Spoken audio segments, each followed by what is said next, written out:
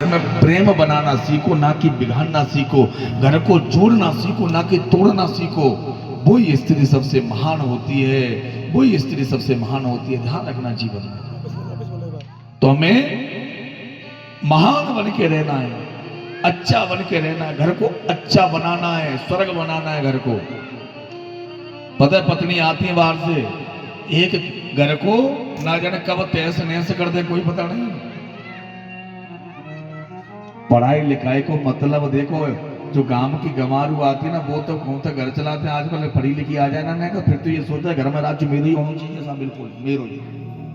पर लेकिन याद रखना, हमसे ज्यादा हमारे बड़े बूढ़ों को नॉलेज होती है, क्योंकि उन्होंने पूरी दुनिया देखी है। बड़े बूढ़ों ने अनुभव किया है कि ये दुनिया कैसी है। बड़े बूढ़ों ने, इतना हमने नहीं देखा, पर हमारे जो माता पिता हैं, दादा दादी हैं, उन्हें जिंदगी का अनुभव होता है कि दुनिया में कैसे रहना है।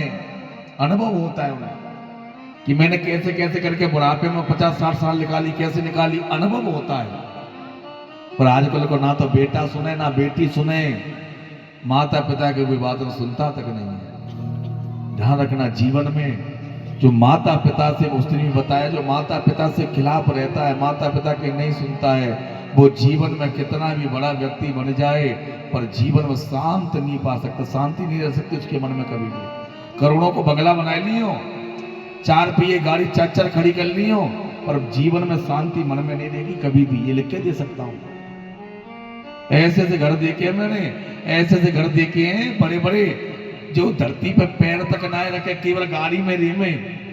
और जिसके घर में माँ बाप नहीं है ना, आज उनको एक ही बार में नाश होते हुए देखा है मैंने, नाश होते हुए। तो ये याद रखना, हमेशा जीवन में कुछ भी रह जाए पर भगवान से जुड़ करके काम करो। माँ बाप हमेशा भलाई की कहते हैं, आज उसकी भलाई की कही पिताजी को, उसके पिता को किसी कोई बाबा नहीं मिला था, पर उसने अनुभव किया कि मेरी बेटी को मैंने बिगाड़ा है तो मुझे ही सुधारना पड़ेगा। बहुत से तो माता पिता ऐसे होते हैं, नए घर में लड़ाई है जाए, लड़की ने फोन कर दियो तो पता ससुराल वाले उल्टी आके लड़ने लग जाते हैं। वो लड़ाई करेंगे, अपनी बेटी पकड़ के ले जाएंगे, चल तू घर पे। बहुत सी सास तो ऐसी माँ बहुत सी होती है, जो माँ जो अपने बेटियों का घर बिगड़वा देती है। माँ होती है जो, कौन?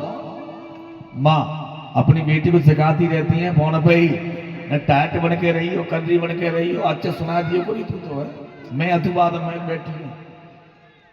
ध्यान रखना, जो बेटियां ज्यादातर अपने मायके में फोन करे, रात दिन लगी रहे, माँ साहब अपने घर को राज्य दी में वहां पे हर हर बात को बताती है। खानों खा रही होंगी तो बहू फोन करके बता रही होंगी मैं खानों खा रही हूँ, और नहीं को कुछ बात है तो बहू फोन करके बता रही है। ध्यान रखना, उसका घर कभी जीवन में चल नहीं सकता है।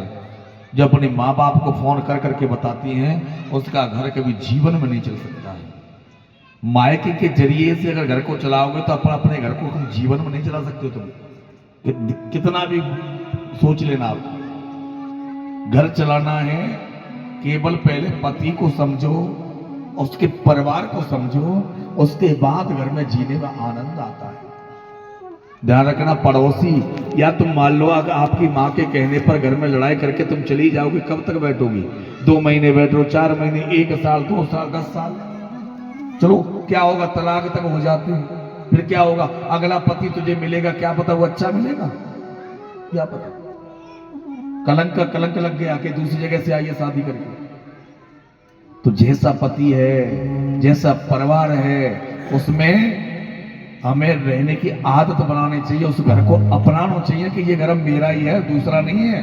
अगर मेरे घर की बदनामी है तो मेरी बदनामी है, मेरी बदनामी है तो पूरे घर की बदनामी है। केवल अपना समझ के घर को निभाना चाहिए। तो हमेशा यही मैं तुमसे लास्ट में यही कह के जा रहा हूं कि जीवन में कभी भी अपने घर को बनाने की सोचो, ना कि तोड़ने की सोचो। जीवन में ध्यान रखना, क्योंकि भगवान की कथा सुन करके हमने एक भी शब्द अपने मन के अंदर बिठा लियो